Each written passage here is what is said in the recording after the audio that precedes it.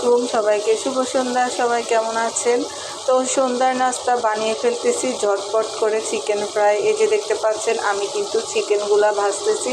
নিজের হাতের বানানো নাস্তা, ঘরে বানানো নাস্তার কিন্তু মজাই আলাদা। এই যে দেখেন ছোট বড় সবাই কিন্তু পছন্দ করে চিকেন ফ্রাই খেতে।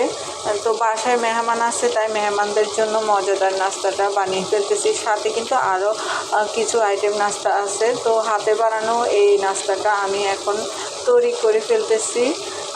সবাই পছন্দ করে আমার হাতে চিকেন ফ্রাইটা, কারণ আমি সব সময় এই নাস্তাটা বানাই।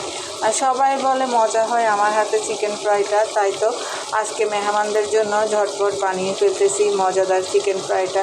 এই যে দেখেন কত সুন্দরভাবে আস্তে আস্তে তাপে কিন্তু ভাজতেছি, কারণ চিকেন ফ্রাইটা হতে কিন্তু অনেক সময় লাগে, যেহেতু এগুলো একদম মাংস, তো সেই জন্য এগুলো কিন্তু হতে বেশি সময় লাগবে। আমি কিন্তু আস্তে আস্তে ভাজতেছি। তো সন্ধ্যার নাস্তাটা কেমন হয়েছে সবাই অবশ্যই কমেন্ট করে জানাবেন।